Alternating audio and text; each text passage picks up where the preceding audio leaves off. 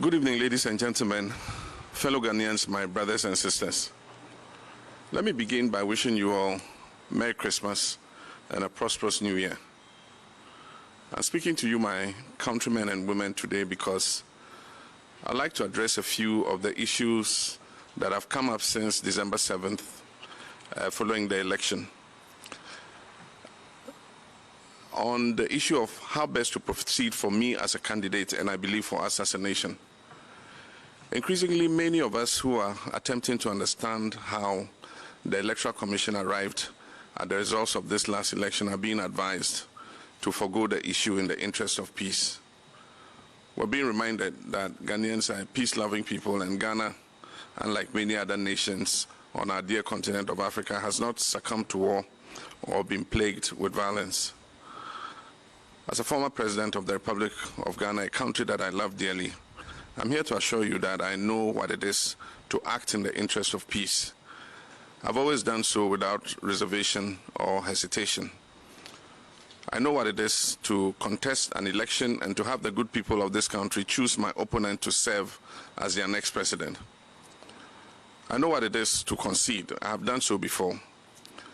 In 2016, when the election was not called in my favor, I conceded. I conceded in a congratulatory call to my opponent, and then not long after that, I conceded in a public address to the good people of Ghana. I conceded not simply in the interest of peace and democracy, but because I respect the will of the people. I did then, and I still do now. So when I say that I will not concede this election, please know that I'm not taking this decision lightly. Understand that it's not because of a desire for power, but because of a dedication to principle and a commitment to democracy. Based on the irregular and inconsistent results that were reported, I have reason to doubt that this election was not free, fair, or transparent. And without those fundamental pillars in place, how can any of us be sure that the results announced truly represent the will of the people? My brothers and sisters, I stand here today to remind you that Ghana is a peaceful nation, precisely because Ghanaians have always stood on principle. We've always fought for our democracy. Our forefathers and foremothers have always understood that without this basic foundation, whatever peace exists in our country will not be lasting. Whatever liberation we have as the architects of our collective future will soon be lost. Whenever we decide to take the easiest road, the first step is always surrender. And often the thing that we lose is the very thing that we value the most. The freedom that we enjoy today was not given on a silver platter.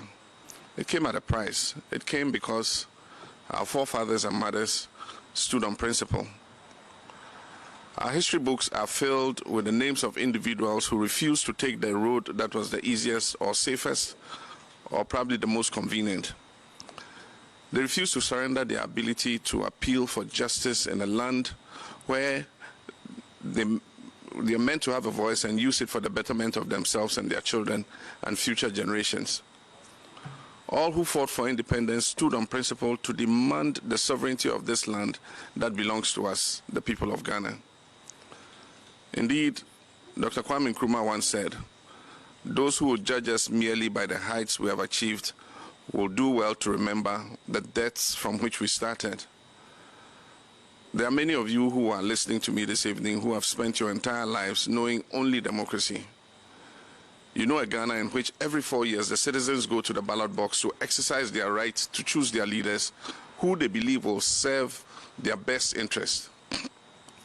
You know a Ghana in which the baton of power has been passed graciously and without incident from one party to another.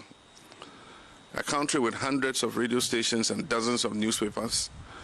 A country where citizens can openly critique the performance of their elected officials. a country where they can protest peacefully and without fear of punishment. It is a Ghana that your mothers and fathers, your grandmothers and grandfathers wanted you to know. It is a Ghana that they dreamed of, and some even died trying to make that dream a reality. But also listening tonight are the many of you who remember a different Ghana. In that Ghana, most, if not all, of those political transitions and social liberties I just spoke of earlier did not exist. The airwaves were not filled with radio stations. There were not numerous newspapers. People held their peace because to complain about the people in power was to risk all manner of reprisals. In that Ghana, presidential terms were interrupted by coup d'etats and former heads of state were executed.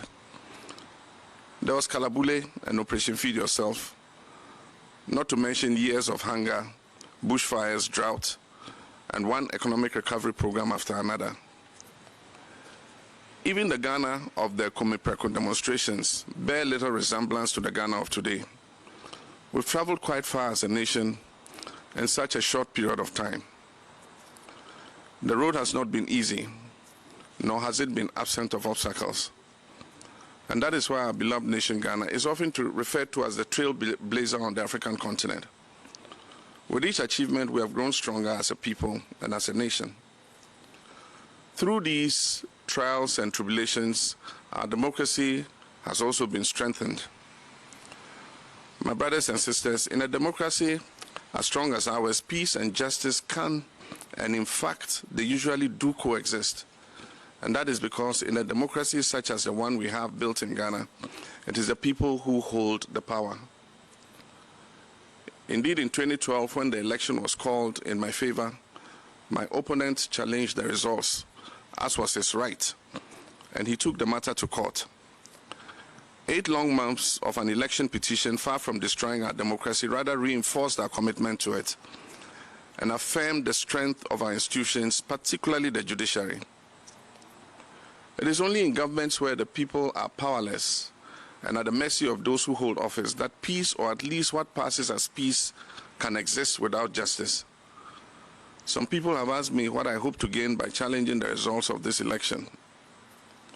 Let me tell you, I want perhaps the very same thing that my opponent wanted when in 2012 he challenged the results of that election. I want the removal of doubt. I want for all of us to know that our elections should be free, fair, and safe, and that we do not have to settle for a process that leaves us confused and with more questions than answers. I want a Ghana where institutions of state can be held to account, where we can stand on principle and demand transparency without the risk of losing our lives.